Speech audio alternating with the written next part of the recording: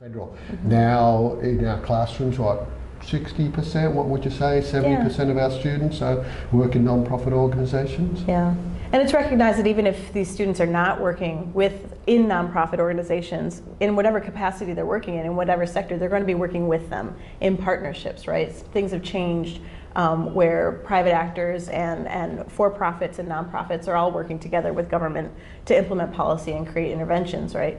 So our focus on that, and that's one of the things that has changed in the past couple of decades, I say, is that we are offering more classes to reflect the changes of not just government, and not just nonprofit, but the interactions between them. We have elective courses in government contracting, in social entrepreneurship, and I'm teaching one right now that is on governance and privatization and the relationship between the private sector, the for-profit, nonprofit, and government to look at how they provide different goods and under what circumstances each actor has an edge to provide a public good.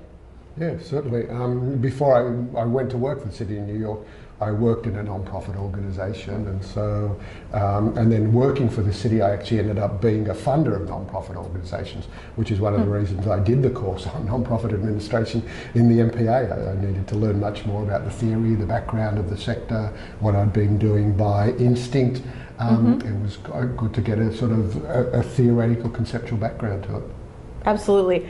I was also working at a nonprofit, an international nonprofit, and at one point decided that I really needed to get my master's degree to get over, to break through a barrier that I was butting up against. And so I did, like many of our students, I did my first master's degree part-time while working full-time in the field. And that's one of the things I think we have a great advantage of, that we try to take advantage of as professors in the classroom, is to capture the experiences of our students, because they are currently working in the fields that they're studying. So being able to apply the theory that we're presenting or the skills that we're presenting to them right away in an office setting is a real advantage. And not only that, it makes it more interesting for us, because when they bring stories in from the field where they're working, and we can discuss those stories using the theoretical framework that we're studying, it just makes the conversation a lot more interesting.